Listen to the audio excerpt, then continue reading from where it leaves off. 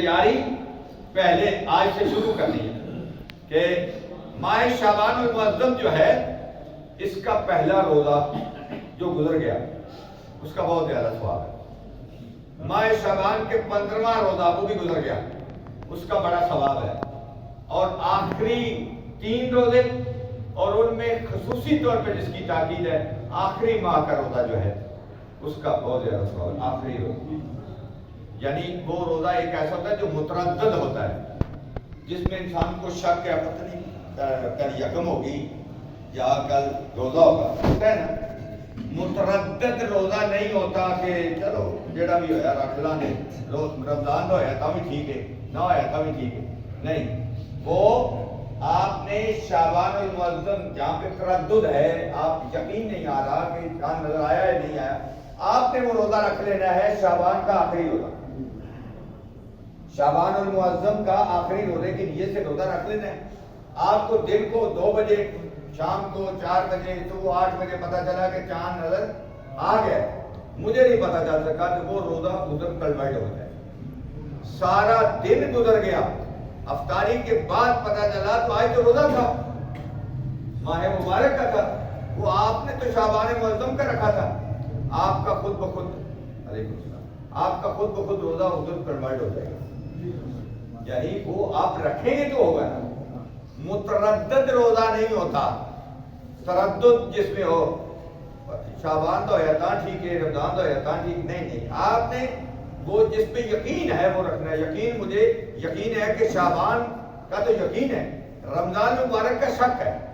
چاند نظر رات کو آیا یا نہیں آیا یہ مجھے شک ہے لیکن روزہ شعبان کا آخری دن کا یقین ہے وہ تو ہے اب پتہ نہیں تو وہ آخری روزہ آپ اس نیت سے رکھ رہے ہیں کہ شعبان کا آخری روزہ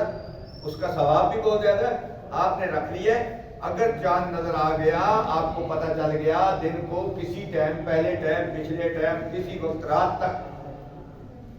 جب پتہ چل گیا تو وہ روزہ خود بخود ماہ رمضان المبارک میں کنورٹ ہوتا ہے. لیکن تردد میں روزہ نہیں ہوتا. عبادت کوئی بھی کرنی ہے اس کا فیصلہ کر کے کرنا ہے یہ کیا کر رہا ہوں آپ کو شک ہے یہ وہ تردد میں عبادت نہیں ہوتی. بات سمجھ آ رہی؟ تو اس روزے کو آخری روزہ جو ہے وہ ہر مومن کو چاہیے کہ وہ روزہ اس کا ثواب زیادہ ہے وہ روزہ رکھے. اگر اس میں تردد ہوا تو رمضان مبارک کا چاند نظر آ گیا ہوا تو اس میں کنورٹ ہو جائے گا نہیں تو شعبان کا آخری روزہ پہلا روزہ 15 کا روزہ درمیان کا اور آخری روزے کی بڑی تاکید ہے. درود پر محمد و اہل بیت محمد اللہم صلی علی محمد و آل محمد. اچھا آپ کہتے ہیں ہمارے روزے بھی رکھ گئے تھے پاک ہستیاں تے ہماری نمازاں بھی پڑھ گئے پاک ہستیاں وہ پاک تواڈے میرے روزے رکھن نہیں سن آئے انجے گل ساڈے روزے رکھن آئے سن. وہ اللہ کا جو احکام ہے وہ خود ادا کر فرما رہے ہیں وہ ہماری راہبری فرماتے ہیں وہ ساڈے روزے نہیں رکھن آئے ساڈی نمازاں انہاں نہیں پڑھنیاں. ساڈی نماز 2 قسم کی عبادات ہوتے ہیں. ایک تعینی عبادت تعبدی ہوتی ہے اور ایک تعینی ہوتی ہے. ایک وہ عبادت ہوتی ہے جو حکم الہی ہے ہر بندے نے کرنا ہے جس کو آپ کہیں ایک واجب کفائی کہہ لیں ایک واجب تعینی کہہ لیں. واجب کفائی کا مطلب یہ ہے کہ ایک بندے نے کام کر دیا مثال کے طور پہ جنازہ ہے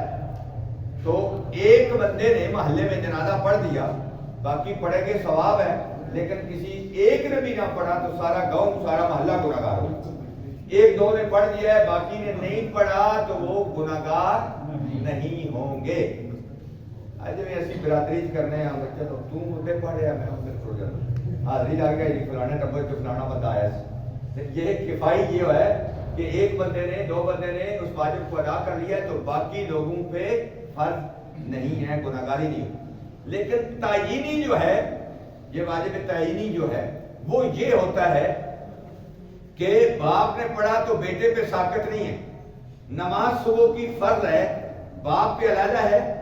بیٹے پہ علیحدہ ہے زوجہ پہ علیحدہ ہے اور باقی گھر والے جتنے ہیں ہر ایک سے مطلوب ہے. یہ نہیں ہے جی اور ساڈے کچھ دوست نوں نا نہیں لینا ویسے بھی نہیں لینا چاہیے وہ نے جمعہ تے ساڈا ایک ساتھ چھوڑ گیا سی حاضری لگ گئی وہ جہاں گیا وہ کی اپنی لگی تو اپنی لوانی کیا خیال ہے وہ جی ساڈے ٹبر کا ایک بندہ ہوا ہے نا جمعہ یعنی مولوی صاحب کو حاضری لوانی ہے اللہ کے دربار سے نہیں لوانی جی اصل تو خالق کے دربار میں لگوانی ہے نا تو وہ جو جائے گا اس کی لگے گی اچھا اتنے بایو میٹرک ہوتا ہے سمجھ آئی حاضری واسطے کہ اللہ کے دربار سے نہیں ہوگا بایو میٹرک اتنے بھی ہوگا جی کیا حال ہے درود پر محمد و اہل بیت محمد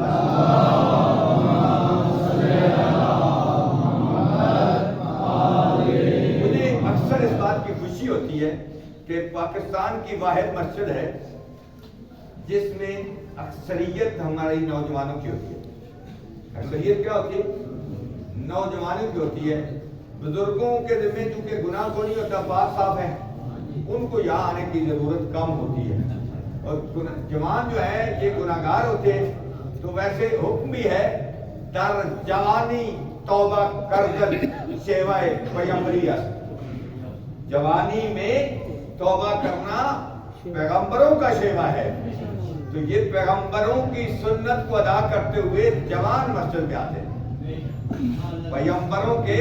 نقش قدم پہ چلتے ہوئے یعنی مجھے جتنے نظر آتے ہیں دو چار نکال دیں تو باقی سارے نوجوان ہیں کچھ جوان ہیں کچھ نوجوان ہیں جی تو الحمدللہ آفرین ہے شاباش ہے اور یہ اس خالق کا احسان ہے کہ چلو آج کوشش ہوئی سائی ہوئی کچھ وگرنہ مجھے وہ بھی وقت یاد ہے جب یہ مسجد ہوتی تھی پلر کے اس سائڈ میں اور اتنی مسجد تھی تو آخری جمعہ تو الوداع پہ کوئی 20-25 بندے ہو گئے 20 بندے 22 5-7 بچے ہو گئے یہ آج سے میں 40 سال پہلے کی بات کر رہا ہوں تو ہم اتنے خوش ہوئے کہ ہماری مسجد فل ہو گئی 20-22 بندے ہو گئے 3-4 بچے بھی ہو گئے خوشی سے پھولے نہیں سما رہے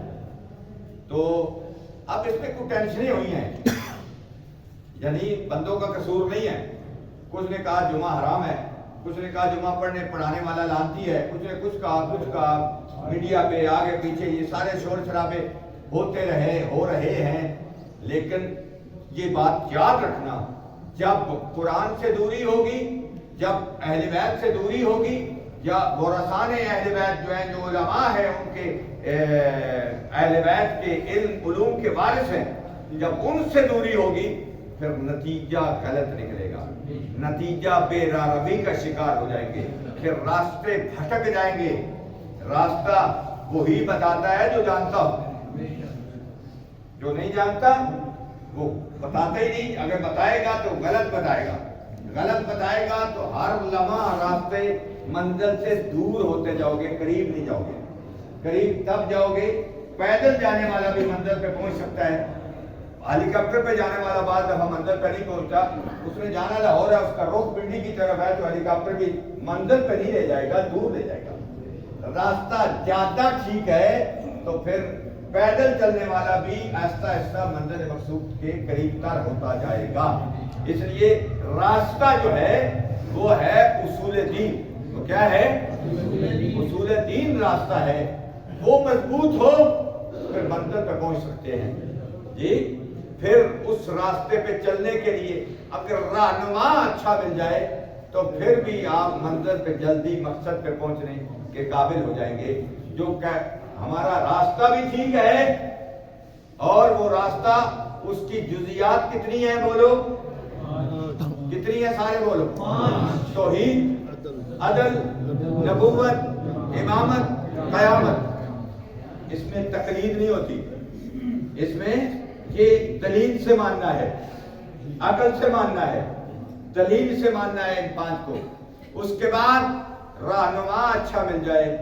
تو پھر منزل قریب ہو جاتی ہے رہنما ہمیں اللہ نے وہ دیا جو بالکل خلوت میں جلوت میں صلح میں جنگ میں جاگتے ہوئے آرام کرتے ہوئے بالکل منو ہن نبی جیسا تھا اللہ اکبر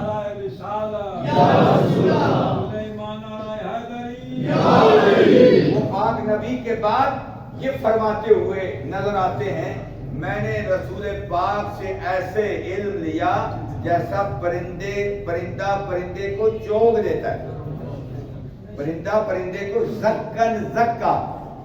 یعنی چوگ۔ یہ نہیں فرمایا جس طرح ماں اپنے بچے کو دودھ دیتی ہے، ماں فروٹ کھاتی ہے، ماں روٹی کھاتی ہے، ماں دودھ پیتی ہے اور غذائیں استعمال کرتی ہے، اس کے بدلے میں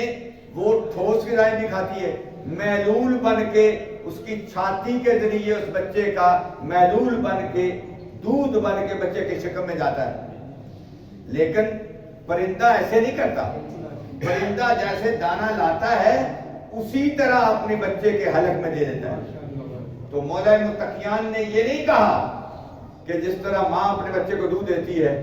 نہ، فرمایا زکن زکا کہہ کے ارشاد فرمایا جس طرح پرندہ بغیر افراط و تفریط سے جیسے دانا لایا بچے کے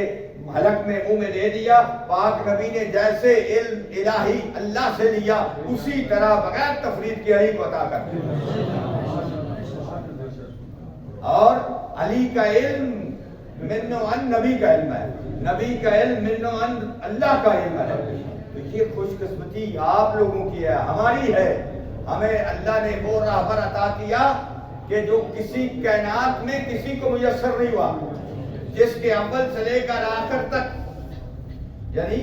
پوری زندگی میں کہیں نہ بتوں کو سجدہ ہے نہ کوئی اور رئیس ان کے قریب گیا ہے، مگر نہ جتنے راہبر ہیں پہلے بتوں کو سجدہ کرتے رہے، وہ بتوں کو سجدہ کرتے رہے پھر راہبر بنے، رام رام کرتے رہے پھر راہبر بنے، اور کتنی سالوں تک وہ لوگ کفر پہ رہے۔ لیکن میرا امتیاز تھوڑا امتیاز ہے، میرا راہبر جب دنیا میں آیا بلکہ اس وقت نہیں، جب سے نبی ہے اس وقت سے علی ہے۔ دنیا نے کہا، نبی نے کہا کن تو نبی آدم بین الماء والطین، میں اس وقت نبی تھا جب آدم مٹی اور پانی کے درمیان تھے۔ تو میرے مولا نے بھی یہی فرمایا کن تو ولی، میں آپ نبی تھے تو میں ولی تھا۔ کب؟ آدم مٹی اور پانی کے درمیان تھے، علی اس وقت بھی ولی تھے۔ تو یہ من و عن رسول کے وسیع ہے، رسول کے خلیفہ ہے اور رسول کے جانشین ہے، اور میرے اور آپ کے راہبر ہیں۔ ہماری خوش نصیبی ہے، ہمیں پاک پاکیزہ طاہر مطہر اللہ نے راہبر کیا۔ یہ ہر ایک کو میسر نہیں ہوتی، یہ بھی خوش نصیبی ہوتی ہے، ہر ایک کو میسر ہی نہیں ہوتا۔ تو جب یہ راہبر پاک ہے تو مقتدی کیسا ہونا چاہیے؟